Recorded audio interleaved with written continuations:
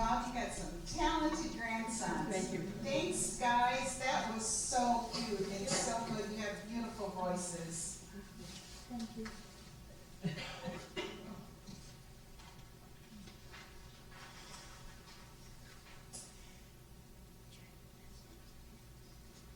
Our speaker today is Reverend Dr. Wanda with the message, The Glue That Holds Unity Together.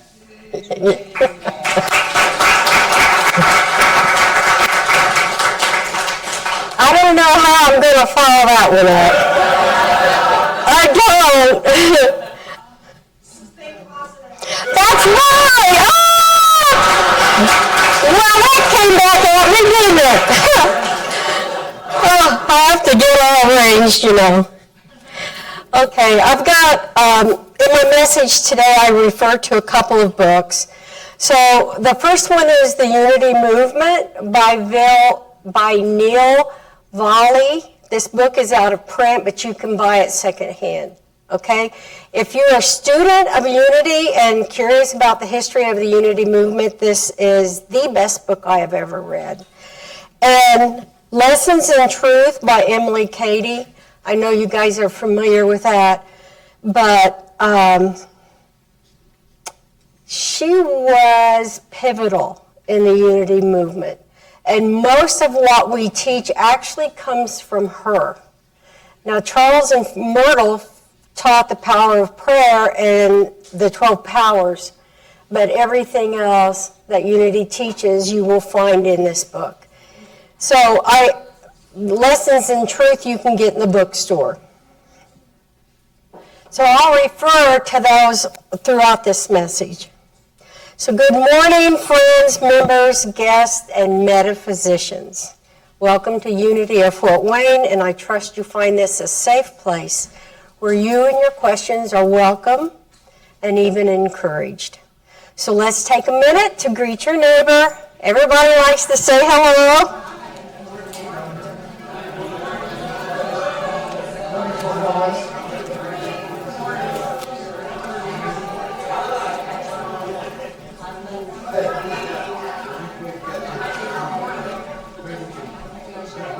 You know, this is the best part of the service right here, where we join in unity and welcoming one another. Okay, so let's take a moment now to take a deep breath and welcome the abiding Spirit as we open our hearts and minds. I ask that my mind be still. I ask that my heart be open. I ask that my spirit flies free, and I ask that I may return home. Our invocation this morning is paraphrased from Myrtle Fillmore's personal letters written in 1913 and found in the Unity Archives. Lord of my being, I would be unentangled from the servitude and vicissitudes of the formed world. I would do all that you would have me do. I would be in this world, but not of it. I would dwell in the glories of your omnipresent companionship. I would always be still enough to hear your voice instead of the confusion and clamor of the world of senses. I would know and not assume. I would live truly and not merely exist. Give me your conscious support and let me be filled with love and zeal that gives character and direction to the activities of my mind and body. I and you and me, and they and us made perfect in one. And so it is, amen. Last week I attended Unity's annual conference held at Unity Village. It is the second annual conference that I have attended, and last fall I attended Great Lakes Regional Conference held in Wisconsin. And although I have attended Unity of Fort Wayne for several years now, it is only in these last few years that I have become involved in the Unity movement as a whole. As most of you are aware, unity is a progressive spiritual movement which began in the late 19th century, stemming from transcendentalism, Christian Science, and New Thought. Under the leadership and teachings of Charles and Myrtle Fillmore's practice of affirmative prayer, unity has grown into an international presence and now have over 1 million on their mailing list, and have established spiritual centers in North America, England, Australia, New Zealand, Africa, Central and South America, and throughout Europe. At this year's ordination, over 79 persons were ordained as unity ministers. If one studies the history of unity, and a good reference is Neil Volley's book, The Unity Movement, you will find that unity has a long history of being progressive in thought while faithfully adhering to the power of affirmative prayer. Although unity has no formal dogma nor requirement of proclamation of faith, affirmative prayer and unity's 5 principles continue to serve as our foundation for spiritual living and development. And if one had the opportunity to visit all the unity spiritual centers, you would find that each center has its own expression of what it means to be unity. These last few years, there has been much discussion on the future of our movement. Many have questioned, is unity Christian, New Thought, all faiths, or interfaith? Is it time to drop the practical Christianity term, the 12 powers, or the teaching of the Bible? How important are these spiritual tools for today's audiences as we move forward into the 21st century? These are important questions for all of us as members of Unity. And although I've witnessed many passionate debates, I came to understand that through it all, the one thing that glues us together, the entire unity movement worldwide, and that continues to hold us together, to hold us fast, are the 5 principles and the practice of affirmative prayer. So the 5 principles are: God is the one present and the one power, the universal, omnipresent source of all that is, not a being, but being itself. God is the principle of all good and unconditional love, life, and wisdom. Everything in the manifest realm originates in divine mind. God is individualized in all of creation. For many of us, this is the most difficult to understand because it requires a complete reversal of what we've been taught about God. Emily Cady, an early Unity teacher and author in Lessons of Truth, taught God as an indwelling spirit, an indwelling presence in humankind, in all things, in every atom that composes the universe. Each rock, tree, animal, every visible thing is a manifestation of the one Spirit, God, different only to the degree of manifestation, and each on the numberless modes of manifestation or individualities, however insignificant, contains the whole. She did not consider this a pantheistic view of the universe, but the universe as a whole as God. I think Katie must have been on something, for in the Gospel of Thomas, Jesus is quoted as saying, "Split a piece of wood, and I am there. Lift a stone, and you will find me there." Katie especially rejected the ideas about God as a person that is held by many traditional Christians, and I quote, God is not a being or person having life, intelligence, love, or power. God is not, as many of us have been taught to believe, a big personage or man residing somewhere in a beautiful region of the sky called heaven, where good people go when they die and see him clothed in glory. God is not a stern, angry judge, only awaiting the opportunity to punish bad people who have failed to live a perfect life. We have believed wrong about God and about ourselves. We have believed that God was angry with us and that we were sinners who ought to be afraid of God. We have believed that sickness and poverty and other troubles are evils put here by this same God to torture us in some way into serving him and loving him. We have believed that we have pleased God best when we become absolutely subdued by our troubles as to patiently submissive to them all, even thinking to rise out of them or to overcome them. All this is false, entirely false. The first step towards freeing ourselves from our troubles is to get rid of our mistaken beliefs about God and about ourselves. End quote. If we can accept this first principle, God is, the four remaining come easier.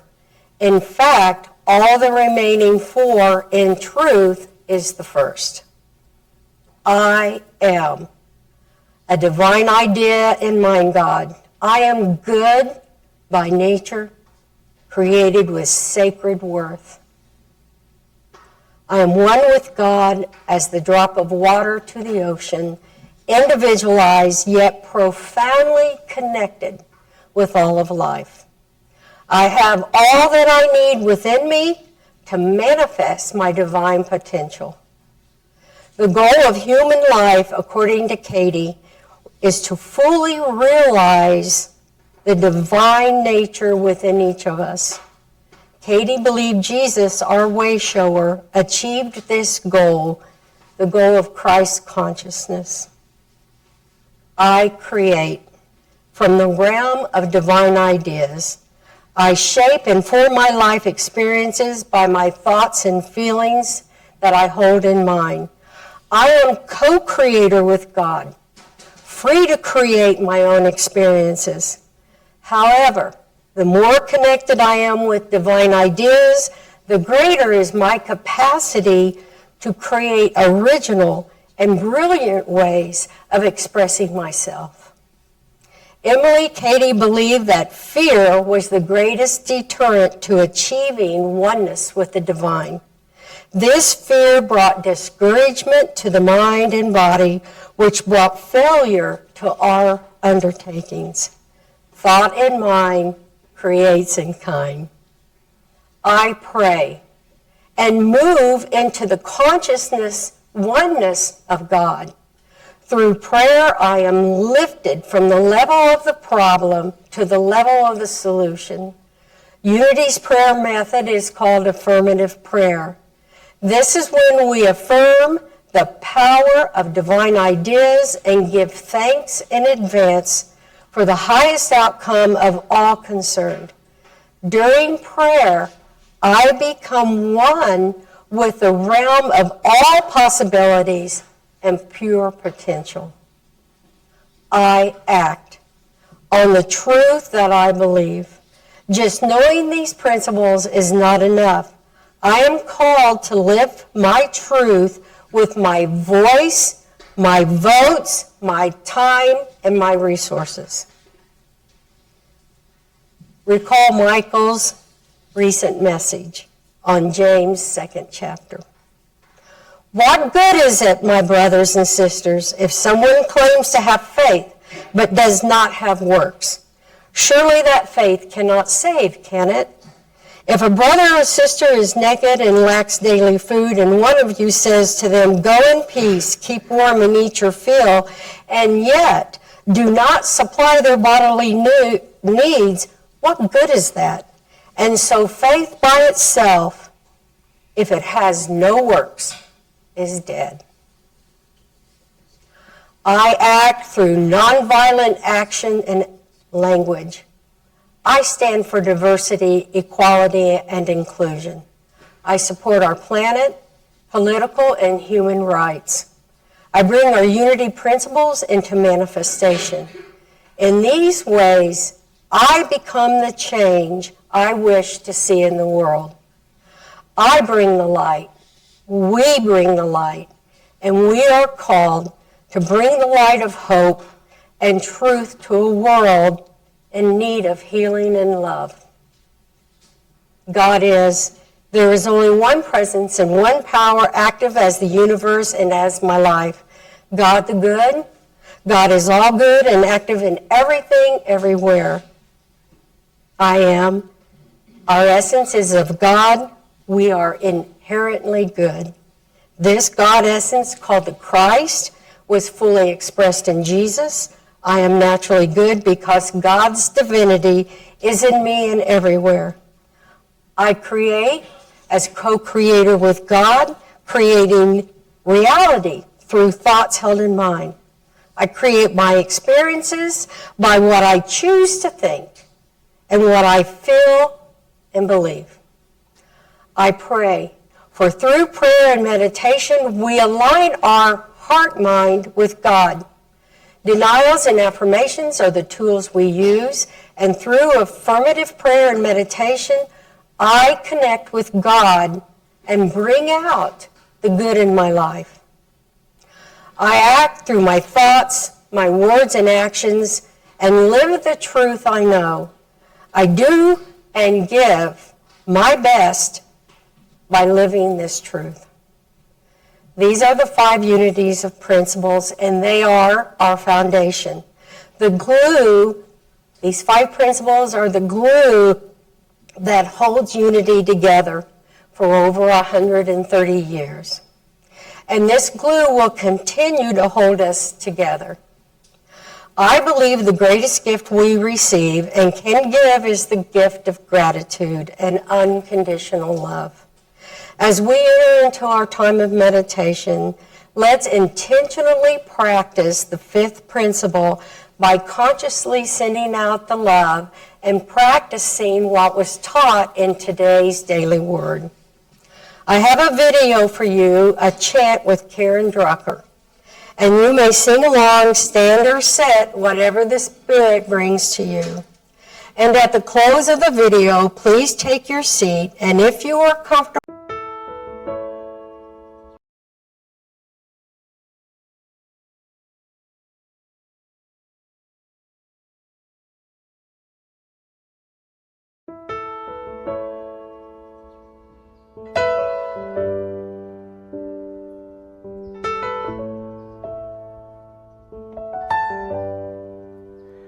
I send my love over the mountains. I send my love over the sea. I send my love into the heavens, and it returns to me. I send my love over the mountains. I send my love over the sea. I send my love into the heavens, and it returns to me. I send my joy over the mountains. I send my joy over the sea. I send my joy into the heavens, and it returns to me. I send my power over the mountains. I send my power over the sea. I send my power into the heavens, and it returns to me. I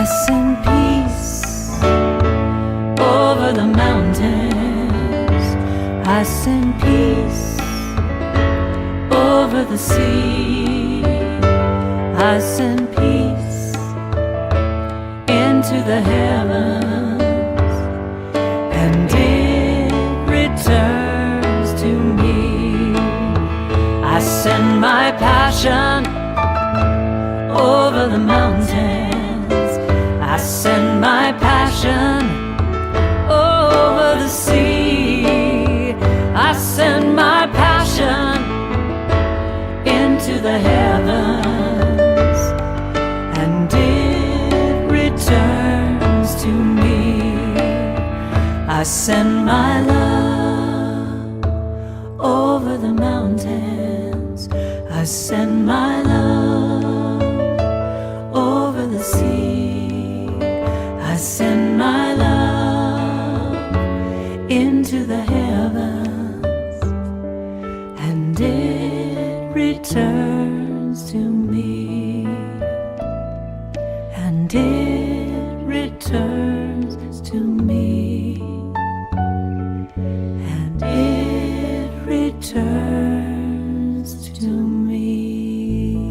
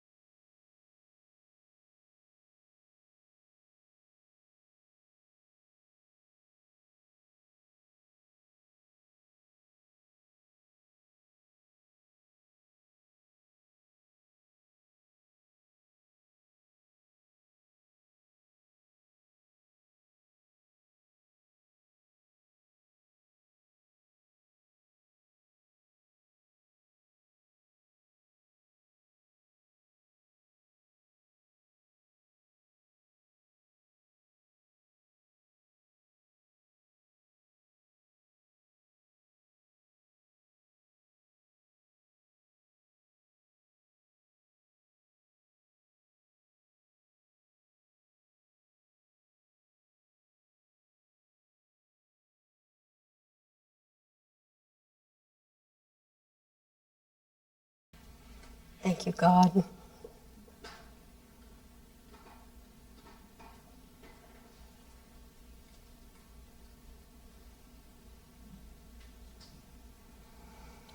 I thank you today for your kind attention, and I close with this poem, Wild Geese by Mary Oliver. You do not have to be good, and you do not have to walk on your knees for 100 miles through the desert repenting. You only have to let the soft animal of your body love what it loves. Tell me about your despair, and I will tell you mine. Meanwhile, the world will go on. Meanwhile, the sun will shine, and the clear pebbles of rain are moving across the landscapes, over the prairies and the deep trees, the mountains and the rivers. Meanwhile, the wild geese, high in the clean blue air, are heading home again. Whoever you are, no matter how lonely, the world offers itself to your imagination, calls to you like the wild geese, harsh and exciting, over and over announcing your place in the family of things. May you be surrounded with kindness and love and be at peace.